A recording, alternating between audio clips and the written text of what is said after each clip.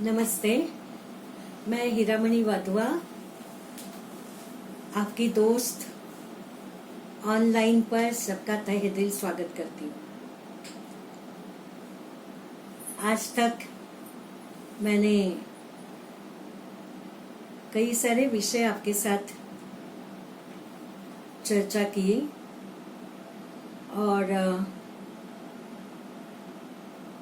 आज भी हम एक विषय ऐसा लेंगे जो आपकी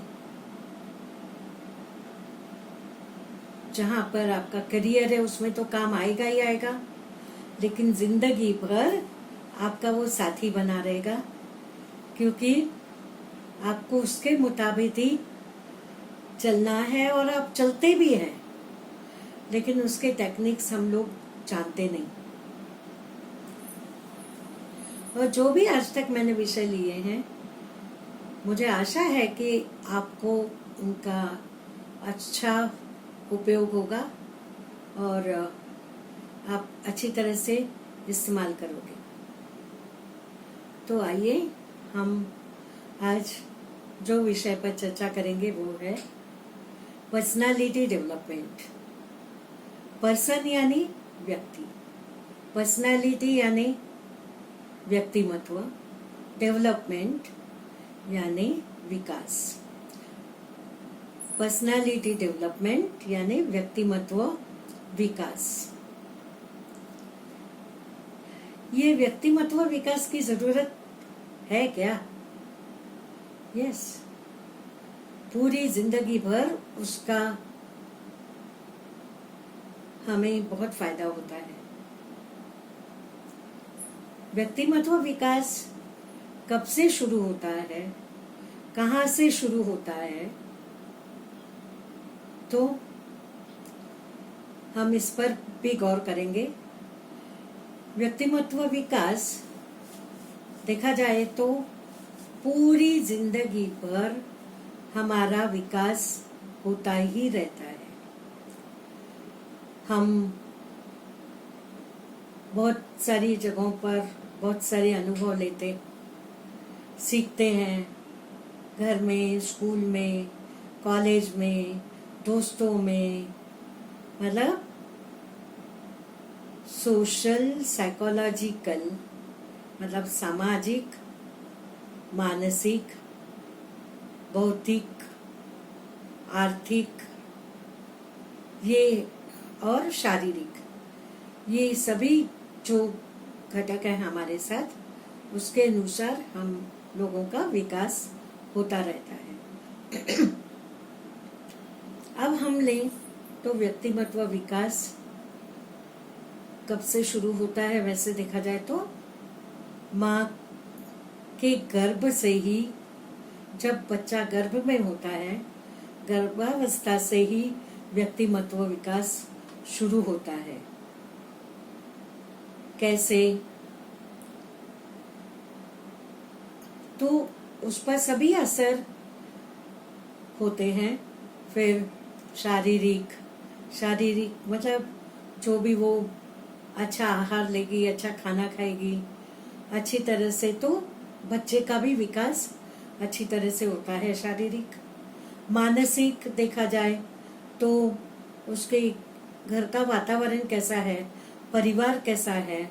अगर हंसता खेलता परिवार है, घर में शांति है, गाली गलौज नहीं है, शराब शोर शराबा नहीं है, तो बहुत अच्छा परिवार होता है और उसके गर्भ पर भी अच्छा परिणाम होता है। अगर शराबी हो, अपनी औरत को मारता पीटता हो, तो नेचुरली वो उसको शारीरिक हानि तो होती ही है, दुखापत होती है, लेकिन उसके बच्चे पर भी वो असर होता है, उसके बच्चे को भी वो लग जाता है। बहुत सारे केसेस हमने देखे हैं कि जब माँ को मार लगती है या गिर जाती है या मानसिक रूप से बीमार होती है तो वो बच्चे पर भी असर हो जाता है। बहुत सारे केसेस देखे हैं हमने कि जन्मते ही उसके हृदय में, हार्ट में होल होता है, छिद्र होता है और वो थोड़े ही दिन के लिए जिंदा होता है, या कुछ ठीक हो जाते हैं लेकिन कई सालों की तबीयत पर असर हो जाता है। कई अपंग होते हैं, कई मानसिक कमजोर हो जाते हैं, मेंटली रिटार्डेशन आ जाता है। तो ऐसी कई सारी व्याधियां होती है जो उन पर असर करती है। तो इसलिए कहा जाता है गर्भवती महिला को कि आप अच्छी पुस्तकें पढ़ो, अच्छी विचारधारा रखो, अच्छे सोच रखो और अच्छे फोटोग्राफ्स देखो, अच्छी अच्छी पिक्चर्स देखो। या आजकल तो गर्भ संस्कार भी, वो क्लासेस भी चालू रहते हैं, तो कई सारी महिलाएं गर्भ संस्कार की क्लासेस अटेंड करती हैं। लेकिन परिवार अच्छा हो तो आपे ही कई सारी किताबों में भी, और आजकल टेक्नोलॉजी है तांत्रिक, उस पर भी कंप्यूटर देखा जाए, इंटरनेट पर बहुत सारी जानकारी मिलती है। तो शारीरिक मानसिक विकास गर्भावस्था से होता ही है। और ऐसे भी देखा गया है कि बच्चे पर कैसे संस्कार होते हैं। मैंने आपको जब एटिकेट्स ये विषय चर्चा की थी आपके साथ, तो मैंने बताया था कि गर्भावस्था में कैसे हो, क्या होता है। अभिमन्यु की स्टोरी बताई थी मैंने आपको, और कई सारी, ये संतों की भूमि है, महात्माओं की भूमि है, वो भी तो किसी के गर्भ से ही पैदा हुए हैं ना। वैसे देखा जाए तो भगवान ने अपने ही रूप में माँ का निर्माण किया है कि भगवान हर तरफ तो नहीं पहुंच पाएंगे, इसलिए माँ के उनके ही रूप में माँ का दर्जा हमें मिला है। तो माँ अपना रक्षण करती है, अपना पालन करती है, वही सच्चा भगवान है। तो सुना ही होगा आपने, ऐ माँ तेरी सूरत से अलग भगवान की सूरत क्या होगी, उसको नहीं देखा हमने कभी। ये है माँ का और बच्चे का नाता। तो ऐसे ही अवसर पर एक स्टडी किया गया था, एक अभ्यास किया गया था, सर्वे में पाया गया था कि जब दो गर्भवती महिलाओं को सोनोग्राफी कर रहे थे और देख रहे थे कि बच्चा कैसा है, तभी उन्होंने सर्वे ऐसे किया कि बच्चे के ऊपर गर्भावस्था में अच्छी बातों का, बुरी बातों का कैसा असर होता है। तो दोनों महिलाओं के कानों के आगे एक टेप रिकॉर्डर रखा था अलग अलग बिस्तरों पर, और एक तरफ लाइट म्यूजिक बहुत अच्छा साइलेंट बहुत अच्छी तरह से चालू था, और दूसरी तरफ जैसे आजकल के गाने होते हैं, शोर शराबा, तो वैसा चालू था। तो जो बच्चे के आगे क्लासिकल म्यूजिक, लाइट म्यूजिक चालू था, तो वो अच्छी तरह से ध्यान से सीधा माता के गर्भ में सोकर उसका मजा उठा रहा था, खुश हो रहा था। और दूसरा बच्चा दूसरी महिला के जो गर्भ में था, वो अपने कानों के आगे ऐसे फिंगर्स लेके बैठा था। क्यों बैठा था, सोया था ऐसे?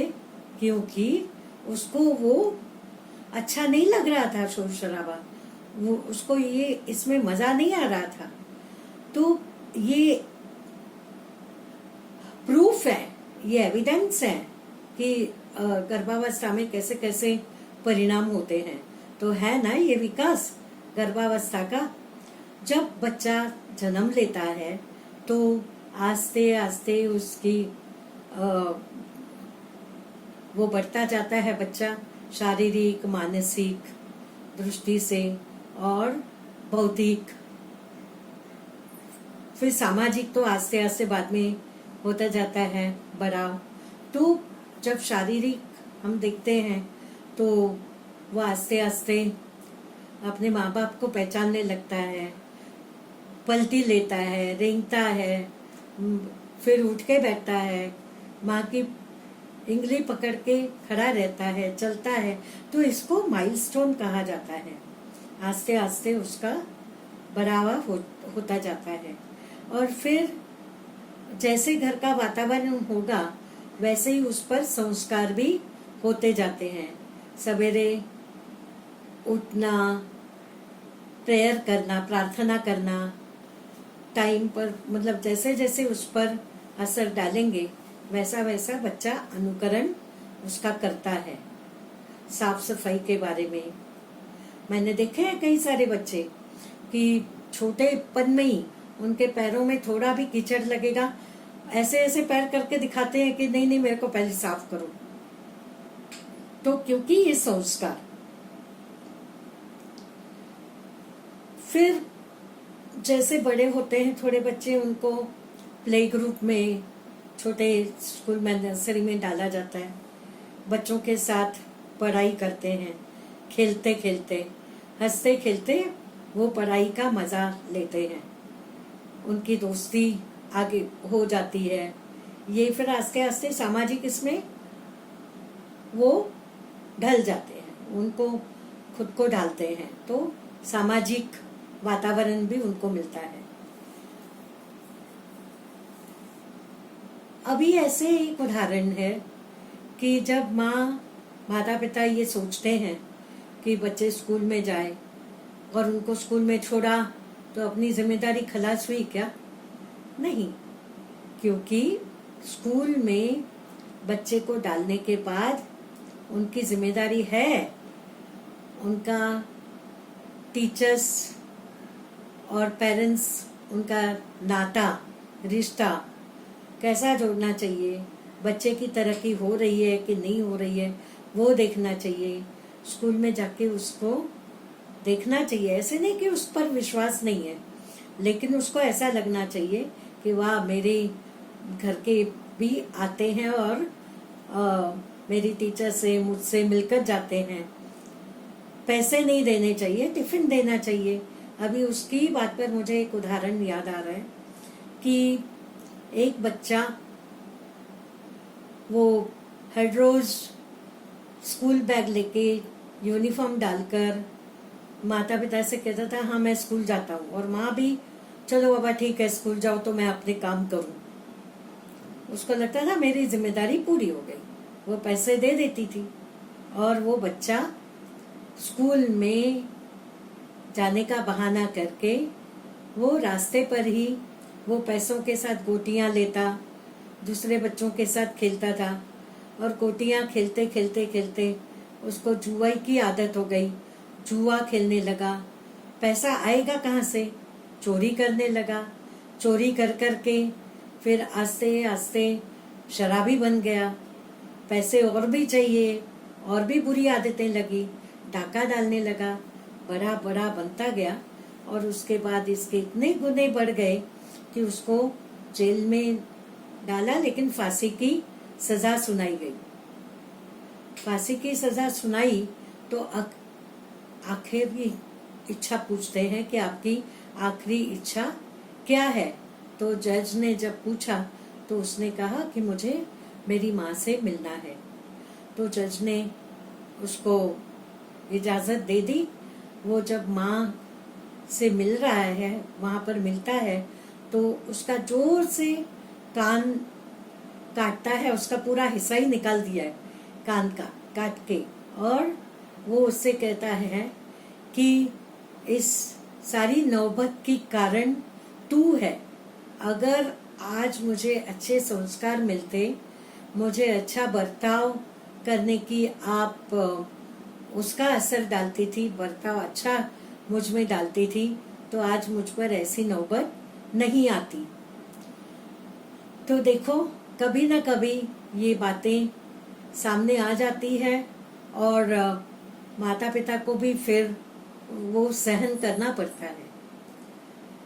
ये सहन तो बच्चे के लिए भी हुआ ना, बड़ा हुआ, सब कुछ क्या देखा उसने, ऐसी गंदी आदतें, एंटी सोशलिज्म, मतलब समाज कंटक बन गया और बाद में बिना जिंदगी जिए उसको फांसी की सजा आ गई। तो ये सब बातें ध्यान में अगर रखो, उस बच्चे पर अच्छे असर डालो, अच्छा बर्ताव उस पर करो, अच्छे संस्कार डालो, तो उसका बर्ताव भी अच्छा हो जाता है, बर्तन अच्छा हो जाता है और अच्छी जिंदगी जीता है।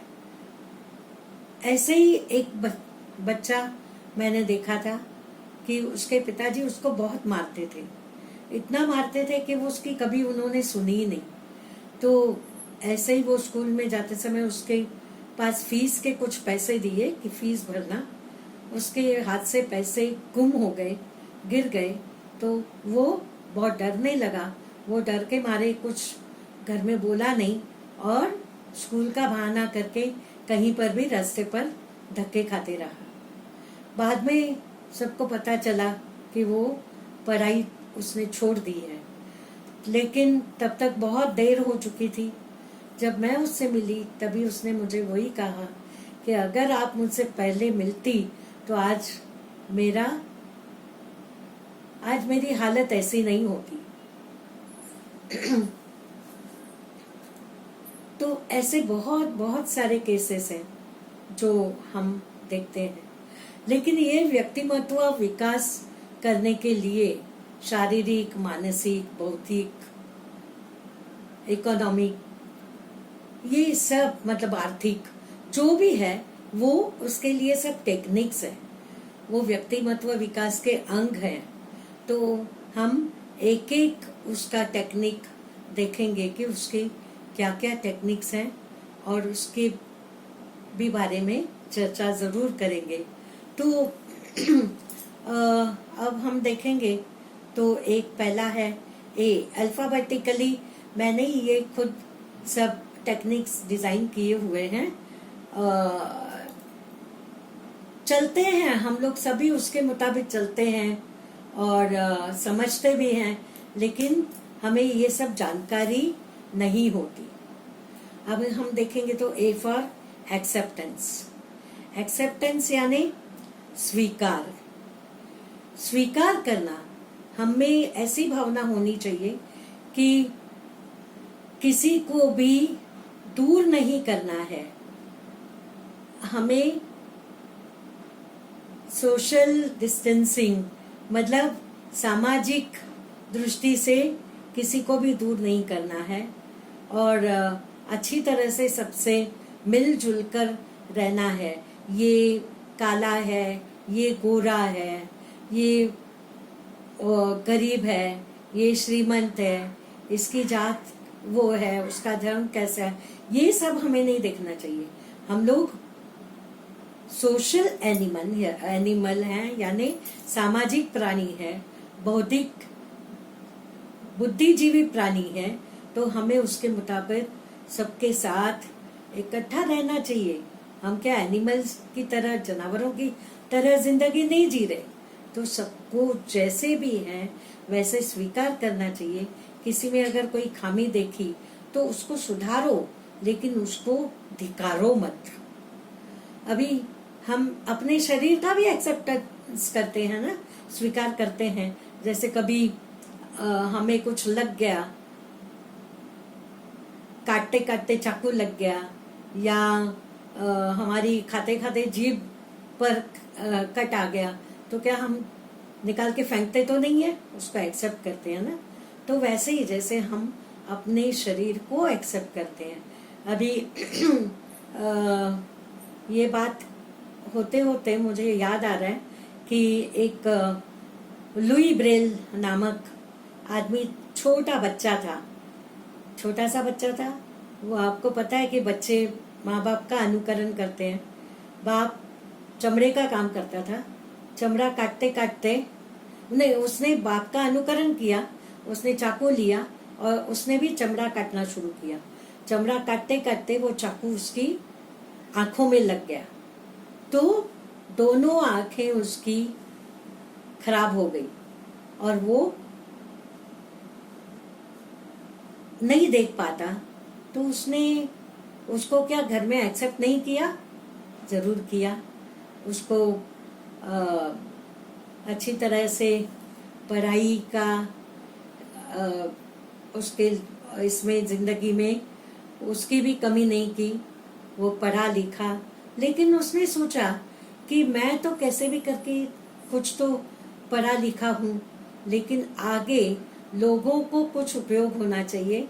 तो उसने ब्रेल स्क्रिप्ट यानी ब्रेल लिपि बनाई और वो आज ब्रेल लिपि का इतना उपयोग हो रहा है कि जो नहीं देख पाते, ब्लाइंड है, विजुअली एबल्ड, वो दिव्यांग जो दृष्टिहीन है, वो खुद पढ़ सकते हैं टच के द्वारा, स्पर्श के द्वारा। वो मैंने आपको कम्युनिकेशन में भी बताया था कि स्पर्श हमारे लिए क्या मायने रखता है। तो ये है एक्सेप्टेंस। कैसे भी, जैसे भी बच्चा हो उसको, या कैसे भी इंसान हो, हम बस में जाते हैं, ट्रेन में जाते हैं, रास्ते पर चलते हैं, कभी हॉस्पिटल्स में जाते हैं, तो क्या हम एक दूसरे को एक्सेप्ट नहीं करते? ये हमारा रास्ता है, तो आप यहाँ से मत गुजरो, यहाँ से मत जाओ, या बस में मेरे बाजू में मत बैठो, नहीं ना? या डॉक्टर चेकअप करता है तो ऐसे तो नहीं कहते कि नहीं आप ये मत करो, आप ये धर्म के हो, ये जात के हो। नहीं, सब एक समान है और सबको हमें स्वीकार करना है। वैसे ही देखा जाए तो ऑथेंटिक, ए फॉर ऑथेंटिक। तो ऑथेंटिक यानी क्या? कि अपनी जबान पर ठाम रहो, मतलब जो आपको बोलना है, जो आपको करना है, उस पर ठाम रहो कि हमें ये चीज करनी है। अभी जैसे आपने ये कोर्स किया, कर रहे हो, भले मुश्किल की घड़ी खराब है, कैसे भी है, लेकिन उसमें हम वो वातावरण को स्वीकार करके हम ऑथेंटिकली हम लोग ये कोर्स कर रहे हैं। ठाम है उस बात पर कि हमें ये कोर्स करना है और अपने पैरों पर खड़े होना है। तो ये दो आज मैंने आपके साथ डिस्कस किए, उसके बाद दूसरे वीडियो में हम करेंगे। धन्यवाद।